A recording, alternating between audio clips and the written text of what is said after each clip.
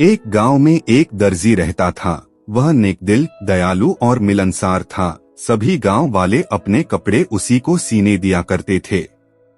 एक दिन दर्जी की दुकान में एक हाथी आया। वह भूखा था। दर्जी ने उसे केला खिलाया। उस दिन के बाद से हाथी रोज दर्जी की दुकान में आने लगा। दयालु दर्जी उसे रोज केला खिलाता, बदले में हाथी कई बार उसे अपनी पीठ पर बिठाकर सैर पर ले जाता। दोनों की घनिष्ठता देखकर गांव वाले भी हैरान थे। एक दिन दर्जी को किसी काम से बाहर जाना पड़ा।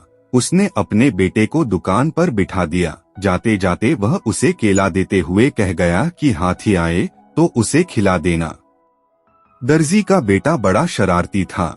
दर्जी के जाते ही उसने केला खुद खा लिया। जब हाथी आया तो उसके शैतानी दिमाग में एक शरारत सूझी। उसने एक सुई ली और उसे अपने पीछे छुपाकर हाथी के पास गया।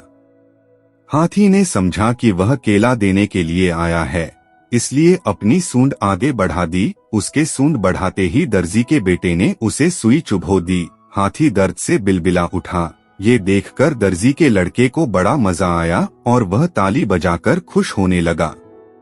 दर्द से बिलबिलाता हाथी गांव की नदी की ओर भागा। वहां जाकर उसने अपनी सूंड पानी में डाल दी। कुछ देर नदी के शीतल जल में रहकर उसे राहत महसूस हुई।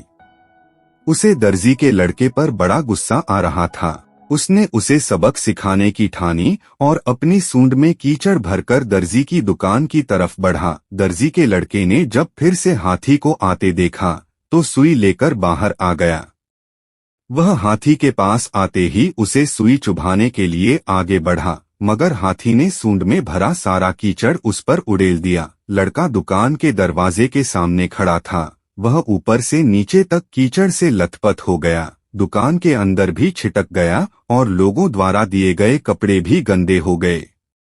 उसी समय दर्जी भी अपना काम निपटाकर दुकान वापस आया। वहां की ये हालत देखकर उसे कुछ समझ नहीं आया। उसने अपने बेटे से पूछा तो बेटे ने सारी बात बता दी।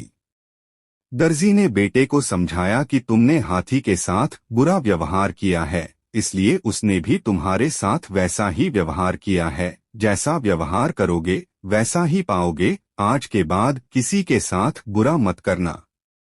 फिर दर्जी ने हाथी के पास जाकर उसकी पीठ सहलाई और उसे केला खिलाया। हाथी खुश हो गया। दर्जी के बेटे ने भी उसे केले खिलाए, जिससे हाथी और उसकी दोस्ती हो गई। उस दिन के बाद से हाथी दर्जी के बेटे को भी अपनी पीठ पर बिठाकर घुमाने लगा।